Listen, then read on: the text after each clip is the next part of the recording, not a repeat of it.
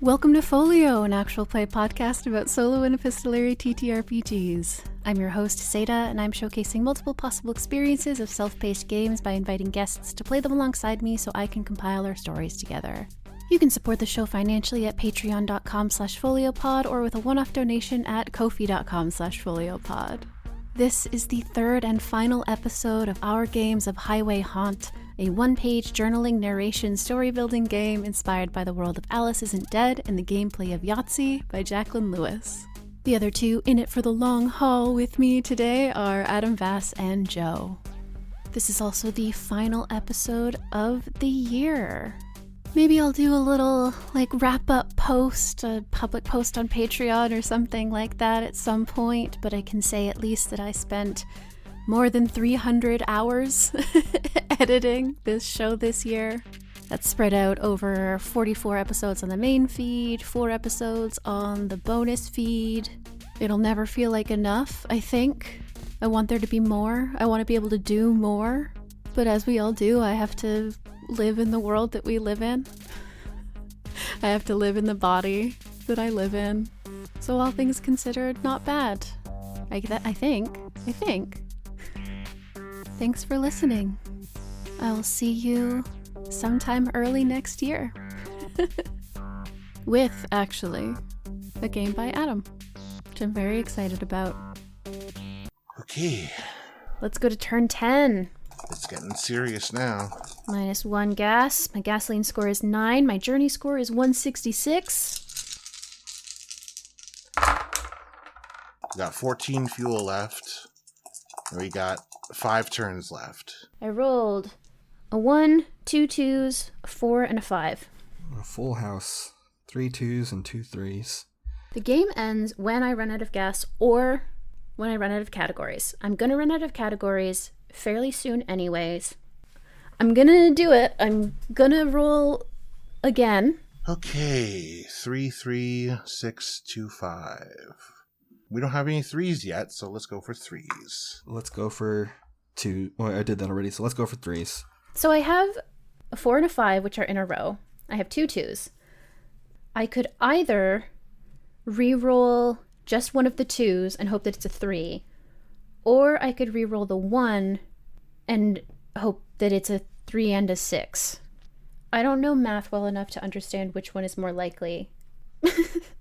I'm just going to re-roll the 1 2. And would love it if it's a 3. It's not, it's a 6. I did get another one. I now only have 5 gas left, so I'm going to roll one more time. I'm going to re-roll the 1. I'm going to do it and hope that it's a 3 again. It was a 4. All right. Down to 7 gas. And let's see. 2, 3... the categories I have left are 2s, 3 of a kind, 4 of a kind, large straight, and 5 drive, which is all 5. I could use one of the categories, but it wouldn't increase my journey score, and I would like to. And so I'm going to re-roll one more time. I'm going to do it. I'm going to re-roll my 2, my 5, and my 6, because I have 2 4s. And so if I can get a 4, I'll have 3 of a kind, which would be great. Okay, that's not a hit. Ooh, I got another 3, so I guess that was worth it. I did it. I rolled 2 3s and a 4. So I've got 3 of a kind. Yay. So I have 4 3s. And that's 2 3s. Add all the values of all dice showing 3s. Add the values of all dice showing 3 to the journey score. If you have 3 dice showing the same value, add the values of all dice to the journey score. Of all dice? Oh, yeah, okay. I didn't notice that before. Okay, because specifically, the ones that are numbers are like, if you have 3s, add the value of all dice showing 3s to the journey score. The 3 of a kind says, if you have 3 dice showing the same value, add the values of all dice to the journey score. I think it means all of them. It doesn't make a huge difference. It means 6. So, because I'm doing the 3 4s, and so it would either be 12 or 18. I think I'm going to say it's 18. Is that fine? I think that's fine. That's 12, so I'm at 204. Which brings us to 6, which is 159. Okay, so my journey score is 184. You see a car pass by. What figures do you see inside? What figures do you see inside? Where do you imagine they're going? Where do you imagine they're going? Yeah, I think maybe as Henry is pulling out of the parking lot, he sees some more cars on the highway, and up ahead of him, still on the main road of this street, but not that far away, should I say, from the highway, Henry sees the station wagon full of people. I see a beat up car, like a car from the 70s or 80s that hasn't been updated. It's got rusty wheel wells and these old school headlights that are like, they're on, but they're dim just by virtue of being old. And no matter how often you replace the bulbs, they won't light up the street the way that our bulbs do now. 2 adults, presumably a man in the driver's seat. They're trying to pass me, and so I recognize this. I go into the right lane and let them pass, and they're barely going faster than me. At this point, the passing process is quite slow, but I'm keeping my eye on the rearview mirror to make sure that they get by and they don't like hang out in my blind spot or anything like that. And at first I see the hitchhiker in the passenger seat, his windows down and his hair is kind of flowing around in the wind, and he looks over at me and waves and kind of like mimes a vomit gesture, like making fun of me, but is smiling. And I see the person driving is the silent old man from the diner who I shared my meal with. He's got his hands at 10 and 2. He's staring straight ahead, has that sort of expressionless face on, and just continues past me. I think it takes me back. It shocks me for a second, and I take my foot off the gas, which is enough. That coasting speed is enough for them to kind of cruise past me and cut in front of me, and their taillights suddenly, they get smaller and smaller until I just don't see them on the road anymore in front of me. As he passes them, they're going different ways down this 2-way street. He sees the hands of a young person in the back seat, pressed up against the glass, as if the young person was reaching out for the world as it passed by the window. And Henry cannot help but think about trips that his family took during the winter months to other places to visit family outside of the reservation, outside of the state even, and how he remembers fogging up the windows of the station wagon that his family owned and drawing with his finger against the window. And he imagines that maybe this family is doing something similar, maybe setting out in an early morning to try and get to some distant relative's home by midday, and he reflects on that memory of his. You go inside and find an attendant waiting for you. Where have you entered? What help are you looking for? If you increased your journey score, what does the attendant give you that lightens your load? Okay. So I go in somewhere where there's an attendant. I think that this is me making at least my first delivery. So I'm going into like an attendant. Do I want to like broadly say, because I was thinking like these I work for a company that sells directly to bookstores. So there wouldn't necessarily be an attendant. There might be like a cashier or something. And I'm trying to decide if it's more fun for me to interpret attendant broadly or to find a reason there would be an attendant. I think what it is genuinely is that this is a bookstore that's like in a mall. And I go in to the mall because I cannot tell for the life of me where I'm supposed to pull up. So I just like park the truck and I go in and I go up to like the mall information desk and I'm like, hey, I'm so sorry. This is my first time delivering here. I have a truck full of books. Where am I supposed to go? And what do they give me that lightens my load? I'm going to roll on the ominous statements. 3. I know what you did. Great. Oh my God.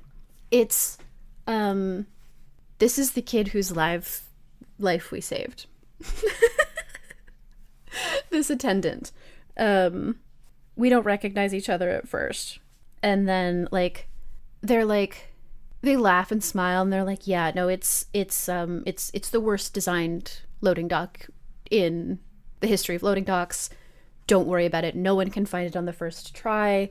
I'm actually going to print you a map because if I just tell you, it just won't be helpful and you're going to need it again next time you come here. So give me like 5 minutes. I have a printer in my station. I'm just going to print it off. And as they're printing it, they're like, where are you coming from?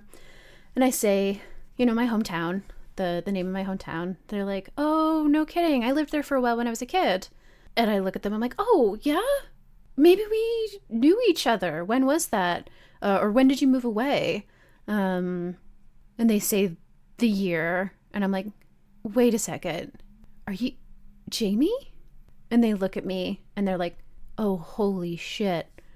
And I think that they like come out of the counter to like, they know that it's too like they lean over the counter and pull me to give me a big hug. It's like deeply uncomfortable for both of us because the counter is between us, pressing into us, but it doesn't matter. We hug and then I'm like, we totally lost track of you. Like we, I tried to find you on Facebook once in the 2000s and you just weren't there. And they were like, yeah, I mean, my name was everywhere after, what happened. And so I really never got online. But yeah, it made me really sad. Like I always wished that I could find all of you. But and I think that I have a moment where I'm like, yeah, I mean, a lot of us used fake names online because, of what they said about us after. And deep confusion on my face because this is the first time I'm remembering that anybody talked about us. And I think what this is that like there was like a almost mini like satanic panic adjacent thing that it was like, we saved this person's life, this kid's life, but there was evidence of the witchcraft that we did. And so it became like people started saying that like we stuck the kid in the tunnels as a human sacrifice for our witchcraft, which was the opposite of true. But I haven't thought about that. I haven't remembered that in a really long time. Blocked out a lot of that stuff. And so I look deeply confused and I think that they look really sympathetic. And they're like, yeah, it's, could be hard to put it all straight, huh? And I think they're looking at me and they're like sizing me up for a second. And then they're like, I think that I've always had the sense that I escaped something by leaving. It wasn't my choice and I wish that I'd stayed, but I would have these dreams about running away from something that was trying to take things from me, trying to take these memories from me. But I was always one step ahead. But I always got the sense that a lot of other people weren't so lucky. And the thing that they do is like, they give me the printout of the map for me to find the loading dock. And on the back, they like put down an address. And they're like, this is where I live. I know that you have to keep going on your route, but if you're ever in town again, come see me. I have a whole conspiracy board hidden away. Big folders, manila folders, newspapers and stuff from the time. We can talk about it. I really don't mind. I'd actually really like it. I've just always been scared to go back because I always got the sense that if I went back to our hometown, it would catch up with me. And I really haven't wanted to forget, especially because I think I'm the only one that didn't. I just sort of like dazed and I'm like, okay, thanks. Wiggle the paper. And I think they snatch it back again and they're like, I'm still really offline. And they write their phone number down. And they're like, text me. I'm like, okay. And then I go and I deliver these books. But this lightens the load because it is like, it starts to gesture at what is happening to me or what happened to me and to my friends, that like we did something and then a few years later, something made us forget. And it was a localized phenomenon. And this is like validating because it's like, that's why this has been erased. And it's also like, ooh, but maybe I can fix it. It's like scary, but also thrilling and like, yeah, hopeful in a weird way. So let's get back on the road. Okay, I don't have a lot of prompts left, and I don't have a lot of gasoline left, so let's see where we go. 12 fuel left. 4 journeys. Let's go. Dang, I got 3 5s, but I've already done that. And then I got a 6 and a 3. 4 4, 6, 5 5. A 3, 2 4s, a 5, and a 6. I'm going to re-roll exactly once. I'm going to re-roll one of those 4s to hopefully get a 2. No, I got another 3. Okay. Oh, that's actually brutal. Okay. If this was earlier in the game, I might go for 5 of a kind, but I'm not. It's not. I'm running out of gas, so I'm going to try to go 6s. Okay, we have not done 4s yet, so let's try and roll some 4s. No 6s. I think I'm just going to call it. I'm just going to call it and use 1 6. 1 4. So it brings me down to 10 fuel. Add that to my score. I'm at 210 on my journey score. I have 3 gas left. Adding the value of all dice showing 4s to the journey score, which is 171. So I think that I can't do anything here. So I think I have to choose one of the categories that I can't fulfill. I'm going to take 5 drive because that seems like 5 of a type seems really unlikely for me to get. So if you have 5 dice showing the same value, add 50 to the journey score. I do not, and so I won't. If you increased your journey score, you navigate your truck through a clever shortcut. What sights do you pass on the way? What do they make you think of? If you did not increase your journey score, you are forced to take a detour. What unnerving sights greet you from between construction cones? Very cool. Let's roll on that uncanny visions table and also the mysterious forces table. 4. Swirl of black mist. You don't say.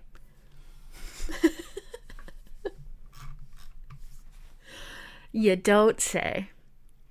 Yup. Okay. So yeah, I have to take a detour. And I think one thing is that this detour involves going back, right? I have to double back for quite a while. And I think the thing that's unnerving that I see is I'm starting to get glimpses of other little memories that aren't this big event. Like, I'm seeing my friends and I practicing magic a lot as kids. Like, a lot. Big ways and small ways. I think, like, you know, floating stones, light as a feather, stiff as a board, but it's actually all happening. Like, just these little hazy summer memories of like, oh yeah, remember when we all got really into witchcraft? Dyeing each other's hair, like changing the color of each other's hair badly. And I'm just seeing all these little things. And the thing that's so unnerving about it is that it's like, I thought that I was starting to understand that like my memories of this one event were taken. And the thing that is starting to worry me is that, and I almost have a moment of like, oh, why didn't I think of this? Why would that be the first spell that we ever did? Why would the very first spell that we did be something that huge? And it had just never, it hadn't occurred to me because I'm already dealing with a lot. And what I'm seeing is that it wasn't even close to the first spell we did. We were doing magic all the time, and I don't remember any of it. Maybe I even see like flickerings of how I remember it. Like when we're doing spells to change the color of each other's hair, it flickers between like, you know, wrapping leaves around the hair to like do a spell, and that's one of the components. It like flickers to wrapping tin foil because we were like home dyeing each other's hair with actual hair dye. And just like I see somebody like doing a spell to open a window that like flickers between them like throwing something at it, and like it still has to match the tenor of it, right? And so it's like it was a locked window. And they did a little like mage hand spell to unlock it and open it, and we all like cheered and celebrated because that was like the most physical maneuvering any of us had been able to do so far. And instead it becomes like somebody throwing like a tennis ball at the perfect angle to knock the lock open and open the window, and we all cheer. Like it's the same feelings, but it has been papered over with really mundane means rather than the reality of it, which was we were doing a bunch of magic. Yeah. Hell yeah. I'm really happy with how this story has been coming together. I didn't know any of this would be happening. It's really funny that it centers around this X. I don't know if that'll tie together or if that'll just be kind of a like, this is a story about multiple things thing. We'll see. You slow down as the highway becomes the main street of a small town.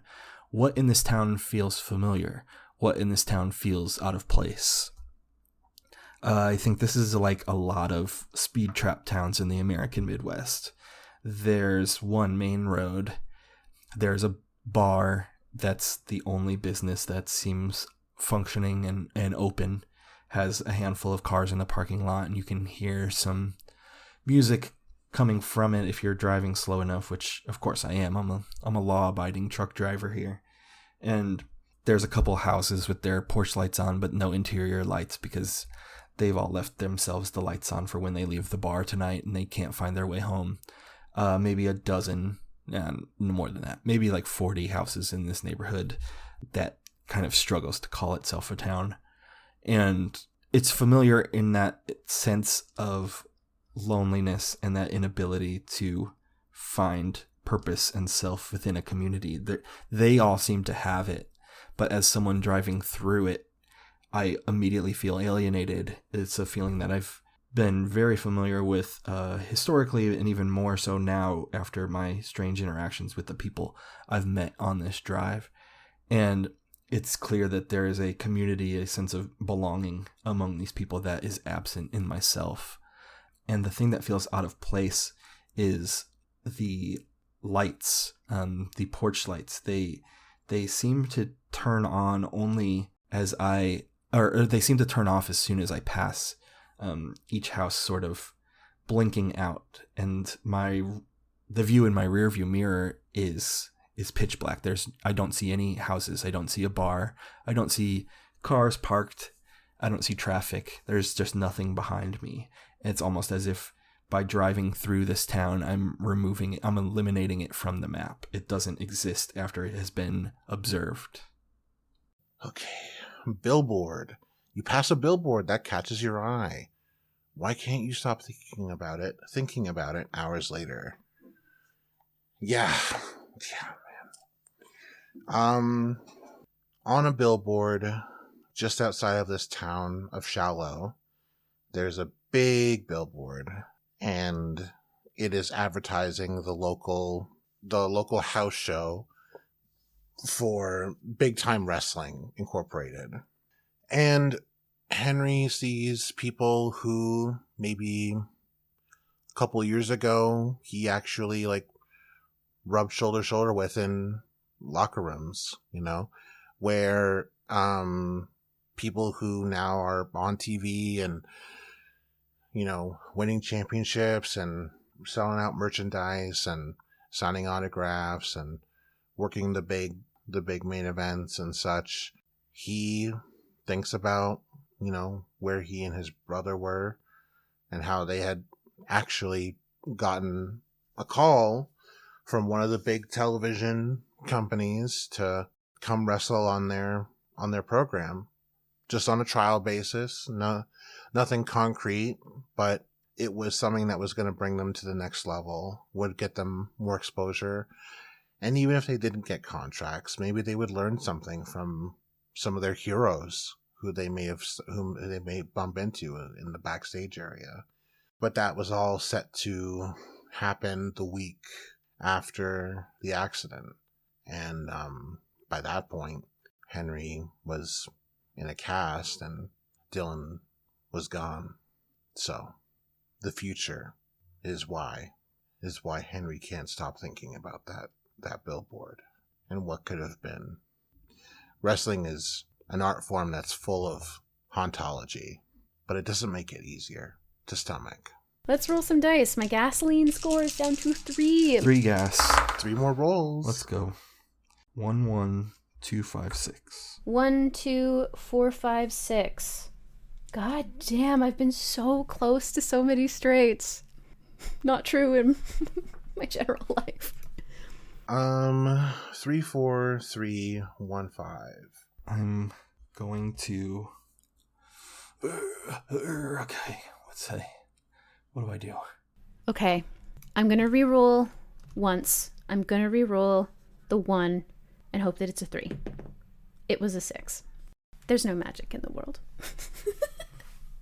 So I could go for a full house, or I could go for... Okay, I'm going to re-roll these 3 and try and get either 5 drive, full house, or chance. What should we give up on? Ooh, wait, I could do 2s. I could just add 2 to my journey score. That wouldn't do very much, though. Okay, I got 2 1s. That brings me down to 8 fuel. I'm going to re-roll one more time. If I get a 3 or a 1, then that's a full house. I'm so close to running out of gas anyway. I'm going to do it. I'm going to re-roll one more time. Nope, 5. Okay. Fine. Yes, let's go. Let's go. 2 1s and 3 3s. Let's go. I'm gonna... You know what? I feel bad. I haven't used these prompts that they made, and I haven't used my little inspiration deck either. So I'm gonna stop here to save some gas. I'm gonna use the 1s prompt, the weather. So the next turn, the next round is my last, no matter what. And I think I want to see another prompt, so I'm gonna stop re-rolling. Might as well do 2s. Add the values of all dice showing 2s to the journey score. I'm gonna add 2 to my journey score. 186. And I'm gonna add these 2 to my journey score for a total of 212. What kind of song is playing? What memories does it evoke? Are there unexpected sounds that permeate the music? Keeping on the theme, it is a song that was really big the summer that we were all getting into magic. And I think the other thing that it is that it's a song that was like my ex and I's song, or like it played an important part in our history together somehow. I think, it's that so this was the song that was really big when we were getting into magic, and I think I put it on that mix CD that I made for her that I later found out that she maybe didn't think was super cool. And unexpected sounds that permeate the music. I think, what it is that the song starts looping. Like, the song plays in full, and I'm like, oh, wow, throwback, yeah. A lot of memories with that song. And then the DJ comes on and is like, great, that was the hit of the summer by the One Hit Wonder. And we're going to follow that up right on theme with Song of the Summer by the One Hit Wonder. The exact same song plays again. I'm like, maybe they're doing a bit. I guess that's funny. And this keeps happening. The DJ comes back and is like, oh, what a throwback. Love to hear Song of the Summer by this One Hit Wonder. But you don't want to hear from me anymore, so now we're going to go into our classic Friday afternoon, straight through rock block, starting off with Song of the Summer by this One Hit Wonder. And then it just plays like 5 times in a row, uninterrupted. And every time it plays, what I'm hearing in the background is like more and more, I'm hearing every time I've ever heard it. Like the conversations that happened on top of it, hearing yelling at parties, hearing whispers when we were using the radio to disguise our voices. And more I'm hearing weird Latin and stuff, hearing spells. And I'm hearing my ex and I getting together, and I'm hearing us like at a party as adults. It plays at a wedding that we went to, and I'm hearing us like we'd been like sniping at each other, and I'm hearing us both notice the song and melt a little and look at each other and like laugh and be like, okay, let's go dance. God, I haven't heard the song in ages. And I'm hearing just whatever was happening every single time I've heard this song. And it just slowly builds and builds until it's this like terrible cacophony. I turn the radio off because it just gets overwhelming. So it like starts comforting and then gets scarier and scarier until it just gets uncomfortable. And I turn the radio off. What does the weather suddenly change to? What's unnatural about it? And I'm going to use this Uncanny Visions dice table from the inspiration on this game. Rolled a 3. for a monster chasing you. And as that pertains to the weather, I think it suddenly gets really warm. It's really humid, and even like I have my window down as I pass through this town and get a little breeze, and that breeze becomes kind of thick. And the sky where the sun is starting to come up, instead of orange and purple, it's almost green and yellow. And it gives me this sort of ill feeling of like a tornado, like the tornado conditions. It's extremely still. There's no rain. There's no thunder. But you can see clouds, and you can see the sky kind of like not behaving. And everything feels heavy. I roll up the window and turn the air conditioning on to sort of isolate myself from this pressure, but I can feel turmoil kind of like cooking in the air outside. The chime of your ringtone sounds, and you pick up your phone to hear a voice you weren't expecting. Who is on the other end? And are they of this world? So Henry gets a call, and this is something that he doesn't normally do, but he checks to see who it is, and he sees Brenda's number. So he hurriedly puts it on speakerphone and puts the phone on the little phone holder, and he, nervously says, "Hey, Brenda, what's going on?" And Henry hears a little bit of static that he feels like is coming from the speakers in his cab and not the speakers on the phone.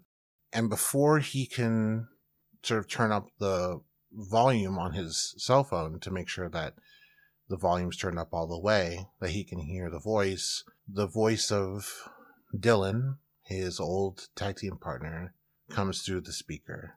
And he says, "Where are you? Call time was 30 minutes ago. The show's about to start." And Henry jerks his hand away from the cell phone, and before he can even respond, he can already feel the tears traveling down his face. He says, "What? Call time. It was 30 minutes ago. We need you back." "What do you mean? You mean need me back? You're the one who's..." "Look, I'm not going to tell you again. You need to be here for call time, or this opportunity is going to be wasted. You're the one who's gone." Henry can't even begin to explain what's happening.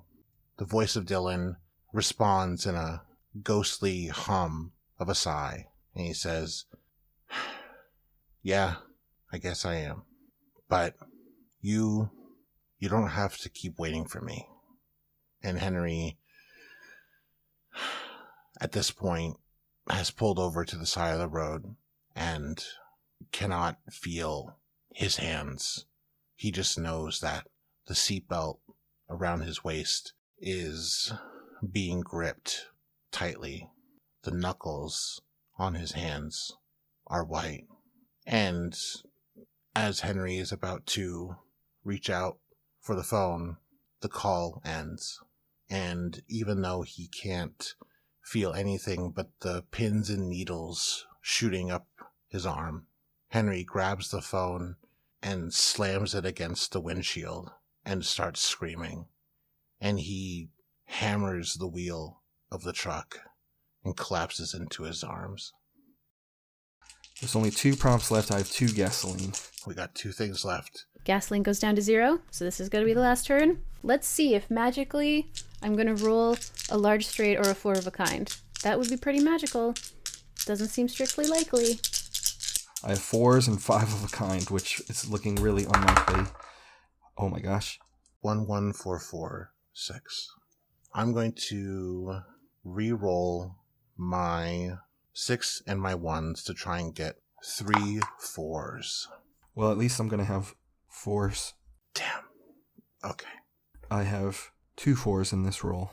And for the sake of the game, I have 1 gasoline left and 1 prompt left, so I'm not going to re-roll, even though I normally would. I got 4, 4, 6, 1, 2. So I'm just going to use that for chance, because it's pretty good chance, honestly. I rolled a 1, a 2, a 4, and a 5, and a 6. So no, just like 4 other times, I am exactly missing a 3. But I am just going to spend that large straight.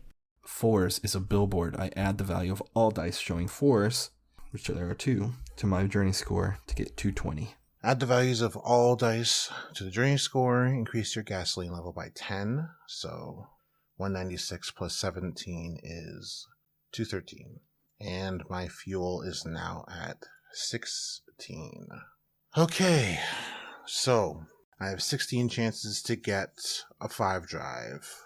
If you have 5 dice showing consecutive values, add 40 to the journey score. I don't, so I'm going to add 0. You stop to fill your truck's tank. What do you pick up from inside the station that makes you think of home?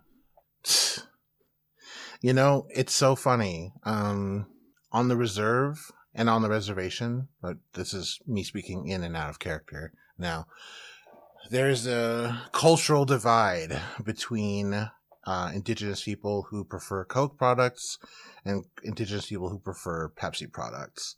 It's just a whole thing. Don't have to worry about it. Don't have to get into the specifics of this meme, but it's a thing. But even though Henry drives products of soft drinks across the state, he buys his own product.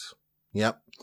It's something that, you know, he does, I think, primarily out of habit, because he remembers getting cans of cola and scoops of vanilla ice cream and making just god-awful cola floats back home. And he decides that he's gonna buy a can of his favorite cola. And it's not out of brand loyalty. It's not out of sense of like, oh, let me just endorse the product of the company that I make or that I work for that pays my check or whatever. Because you don't own things like that. You don't, a company, they're not going to love you back, right? But what he does own is memories of being young and having a future ahead of him. And it's something that gives him strength, gives him contentment, but it also gives him a lot of pain, not unlike the effects of high fructose corn syrup on the body. But if you come from a place where you have to survive a lot, then yeah, maybe you can relate to having to take the good with the bad. It's the little things that get you through it. For Henry, it was sugar. For Dylan, it was cigarettes, but, you know, and it's not about what's in it. It's about the memory. You pass a billboard that catches your eye. Why can't you stop thinking about it hours later? There's an ominous statements table on the inspiration of this game. I'm going to roll on that and get a 5. The debt must be repaid.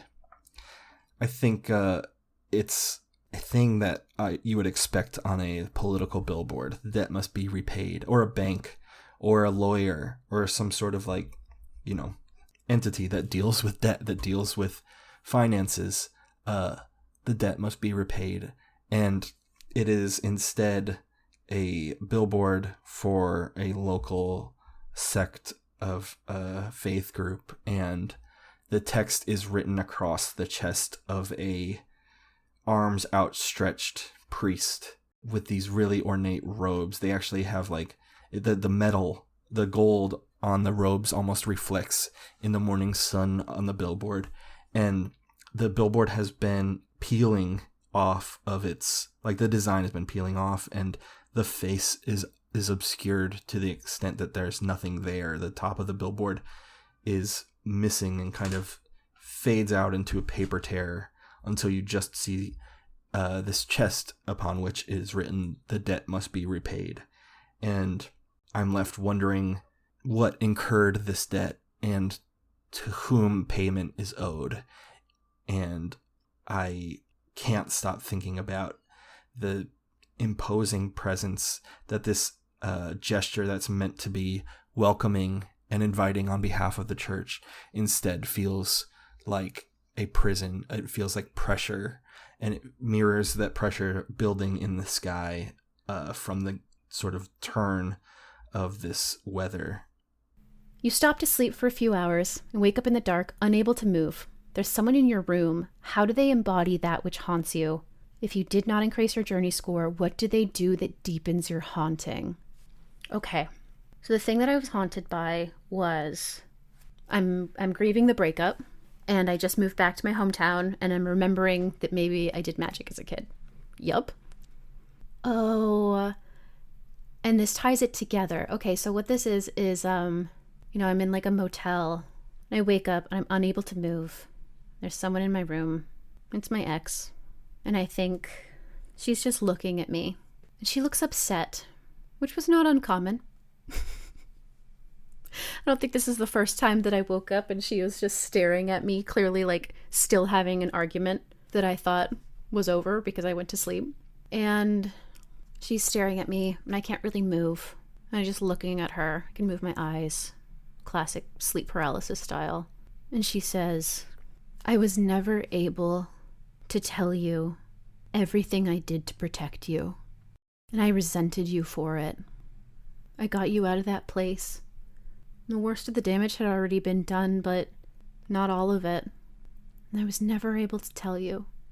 I really hated you for it. And I know it made me act in ways that weren't great, but I just wish that you could have understood. Something was coming for all of you, and I got you out of there. And now you're back. You went right back. I just hope that I hope that your friends are all who they say they are, but I have my doubts. And I can't reply. Finally, I blink, and when I open my eyes from the blink, daylight is filtering in through the shitty curtains. It's not the middle of the night anymore, and I'm just left with the new, intense feeling that there are things that I didn't understand the whole time, and that my ex might have known some stuff about my past and maybe been involved in it. And this just even further complicates her legacy in my life. I'm using my last gasoline. I'm actually going to go and check the rules real quick. Let's try and go for that 5 drive. It's the hardest thing to get. Gotta be, right? The game ends when you have completed all of the categories or your gasoline levels hit 0. I think technically I'm going to roll all 5 of these, and then that would be my last gas usage. So 2, 2, 4, 4, 6. Well, the last time I tried to roll for 4s in a 5 drive, that didn't work. So I'm going to try and roll for 2s now. I, needless to say, didn't get 5 of a kind. I did get 2 pairs, but it doesn't matter. I'm sure I can get 3 2s and 15 rolls. Not that time. 3, 3, 5. Oh, that's one more 2. No. 2 6s. 1 3. Oh boy. Have I played myself? No, that's another 2. 10 fuel. 4. 9 fuel. 6. 8 fuel. 3. 7 fuel. 2. Oh. If you have 5 dice showing the same value, add 50. I do not. If you have 5 dice showing the same value, add 50 to the journey score. 263. If you did not increase your journey score, you are forced to take a detour. What unnerving sights greet you from between construction cones? You navigate your truck through a clever shortcut. What sights do you pass on the way, and what did they make you think of? Well, getting back on the highway after making a delivery and purchasing some of his own product, Henry gets back on the road and decides to take a little shortcut through a pass that he was told about by another driver at some point. And while hesitant before, he decides, you know what, I'm gonna go for it. And he decides to take a little shortcut through the brush area of a reserve. Not his reserve, not where he's from. But he sees the telltale signs of reserve life. He sees sparse electrical lines and cell phone towers, and he even sees a few packs of stray dogs running around the place. As he's driving through town, he sees a gang of kids on bicycles. He can hear them yip and hoop and holler as he passes through. Some of them even making a half-hearted attempt to follow him on their bikes. But he manages to cut through this little stretch of land, and he remembers being a little kid and remembering just how, even though he didn't have everything that he felt like other kids his age had, he still had a lot. He had a community that loved him. He had a friend group who stuck by him, and he had Dylan. And that wasn't everything. It wasn't gonna, he would still have to put in a lot of work. He would still have to work his ass off to get as far as he wanted to go. But he had a million tomorrows back then. And maybe he doesn't know it yet, but maybe he's got a million more. Along the highway, I see a flare. Those sort of triangle flares that they'll put, like truck drivers will have when they need to pull over and give you enough time and space to merge lanes and not disturb traffic more than they have to. And there's a sequence of them. They maybe every 20 to 30 yards, there's another one that sort of cuts in a little deeper until I'm in a single lane, and then it continues to cut until I'm forced to take this exit that I was not planning on. The entire highway is now closed off by these little stationary flames of red and triangles. And as I pull off the highway, slow down along the ramp, the road again turns into a single lane. It's not a stoplight at the end of the highway. It just continues forward. And I see again that beat up 70s car that the hitchhiker and the old man were in before. And it's driving it's maybe 200 yards in front of me. And I can see their brake lights on as it kind of comes to a halt in this, what looks kind of like a parking lot, but not exactly. It's just sort of like a field in which I can see a few dozen cars parked. And there's a few trucks there as well. And their brake lights turn bright red as the car stops and then shut off completely as the engine turns off. And I'm quickly approaching this area, and I can see two figures get out of their car and walk in the grass. There's a couple other shadow-like, just silhouettes of people exiting their vehicles and going towards this light in the field.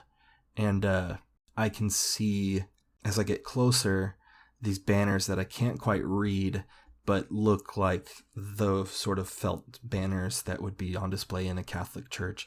But they are far more violent looking and also like sort of esoteric.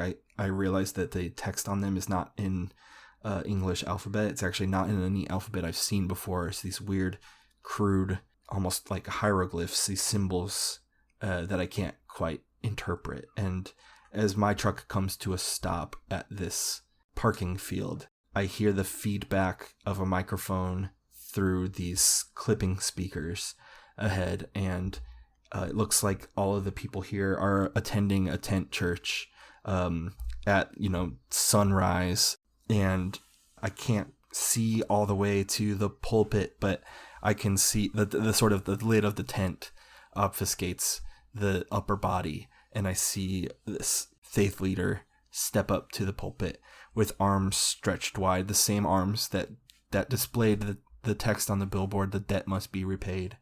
And I sort of focus in on this gesture and the sort of encompassing embrace that they offer, and the sounds of the world, the morning birds kind of fade out to the speaker's feedback, and I find myself compelled to walk further, to leave my truck, to leave the keys in the engine, to leave my door open, and walk towards the tent. And that's it. That is the end of the game. Okay, that brings me to the end of the journey. My gasoline score is 0. My journey score is 186. My journey score is 220. Got a score of 263, which is really good. I think considering the scale. If your journey score is 150 or fewer, you don't make it home and you remain haunted. If your journey score is 100 or fewer, you remain on the road to haunt other drivers. Oh my goodness. If your journey score is 200 or greater, you make it home and are free from what haunts you. You make it home and are free from what haunts you. If your journey score is between 150 and 200, you either make it home or are free from what haunts you. Beautiful. What is there to greet you upon your return? What is there to greet you upon your return? What will you never forget about your journey? What will you never forget from your journey? Which do you achieve? How does it come about? What freedom do you feel? What still nags at the back of your mind? This is the perfect choice for everything that I've set up here. I think that I'm gonna go with I make it home and I'm still haunted. But there is something that is possible about, like, I could choose to not go back to my hometown and forget, maybe? Or something. Like, I could go and visit that attendant and I could look at all of their evidence and it could just be too much. And I could completely shut down. And I could send for my things and move somewhere where I never have to think about it again. And it would just slowly slip away like it did the first time. And just forget. But I think what I'm going to choose is that I make it home, still very haunted. I think about what my ex said when she visited me in the middle of the night.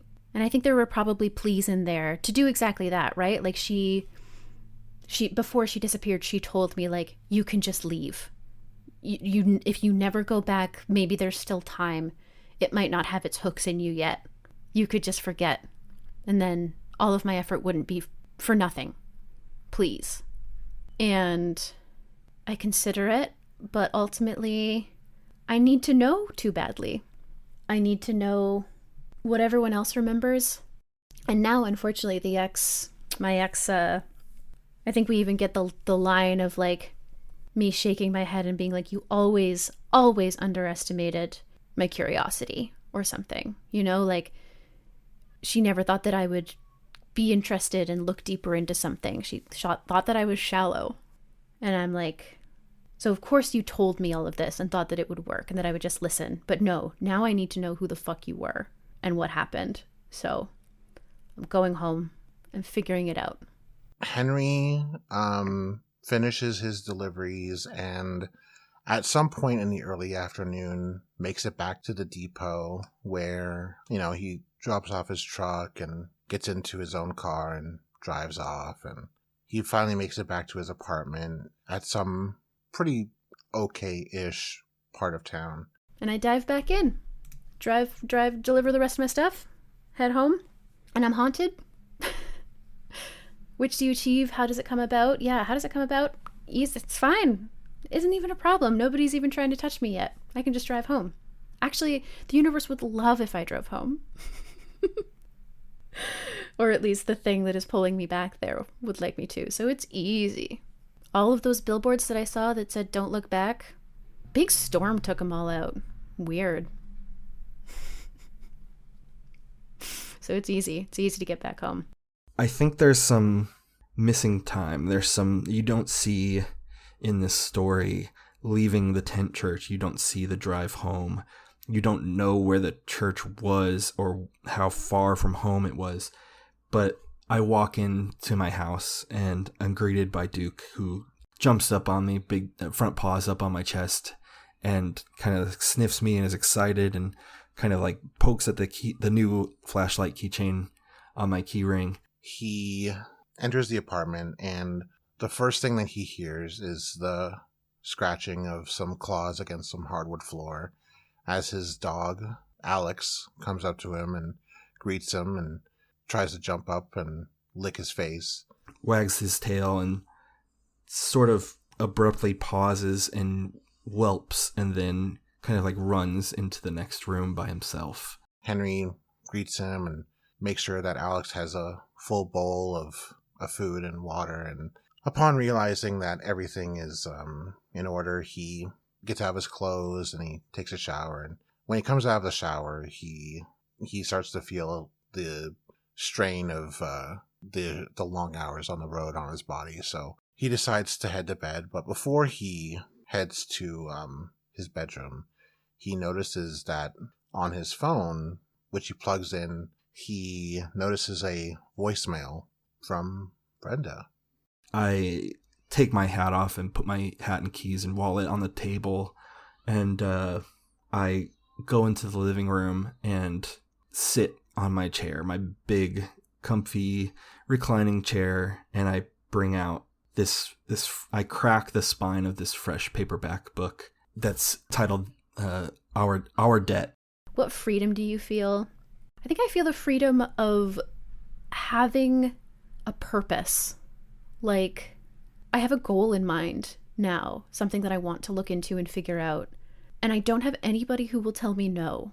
Because I think my ex was often discouraging me from doing stuff, from exploring, from visiting my hometown, from doing things that I think it was that she was just trying to protect the memories that I'd lost, right? Like she didn't want to risk that something would trigger them, and so she was often just stopping me from doing stuff that she felt might get too close for whatever her connection is. And I just lived my life like that for a really long time with somebody discouraging me from doing something and telling me that I couldn't, telling me that I was not capable of doing it, to really drive it home. And I realized that I can make this choice, and I'm going to, even if it is the wrong choice possibly, I can do it. And that's huge. He smiles and shakes his head and decides to put the phone away and close the blinds and crawls into bed and falls asleep. What still nags at the back of your mind, all of this, everything, the person at the diner telling me not to listen to my ex if I hear from her to the west. Like, I wonder if I'm being played, if it was reverse psychology. I wonder if maybe the person at the diner was lying to me and like I was being manipulated in the east and being told the truth in the west. What did we forget? Why did we forget? How was my ex involved? There are a lot of unanswered questions, and I keep seeing those billboards. Don't look back, don't look back, don't look back. Don't look behind you. That's what it is. Don't look behind you. I start to read, and I remove this Polaroid photo from the inner jacket that I can use as a bookmark. It's a photo of me and the hitchhiker and the older man, and they in focus in sort of this moment of clarity resemble me in these different phases of my life. And I feel like I am now able to fit into a society and be a part of something bigger than myself. I think Henry is going to be okay. I think this was just one of those nights that everybody kind of goes through where something inexplicable and beautifully dark happens. Just a dark night. But I go and have a whole supernatural adventure that is beyond the scope of this game and stream.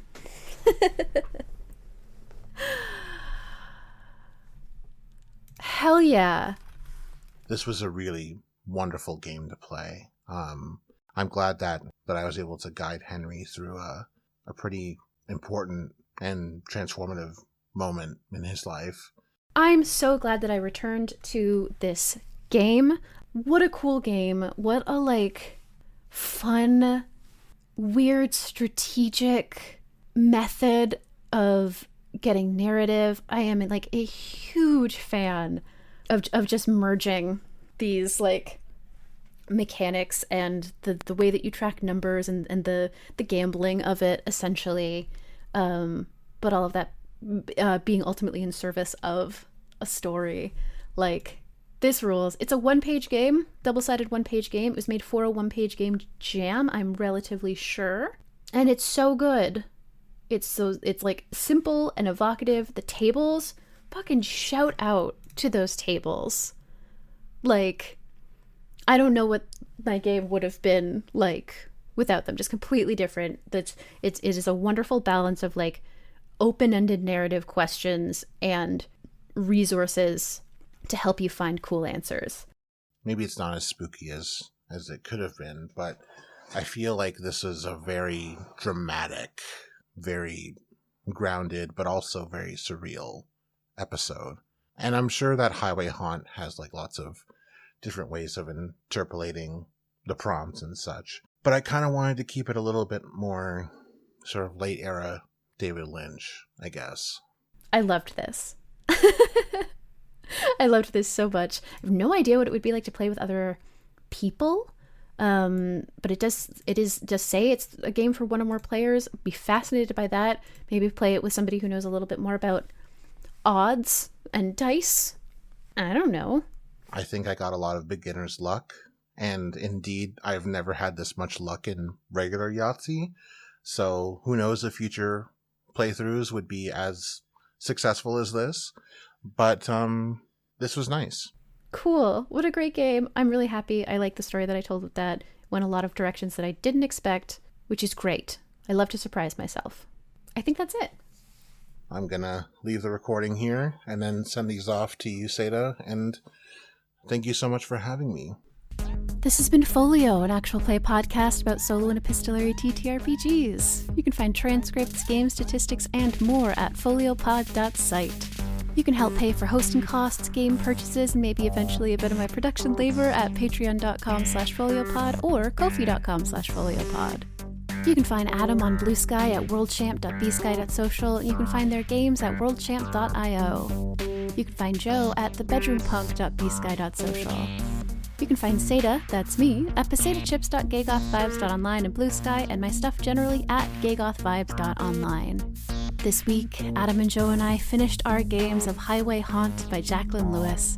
Everything I mentioned here is linked, as always, in the show notes. Thanks so much for listening. Take care out there. Happy New Year. In advance.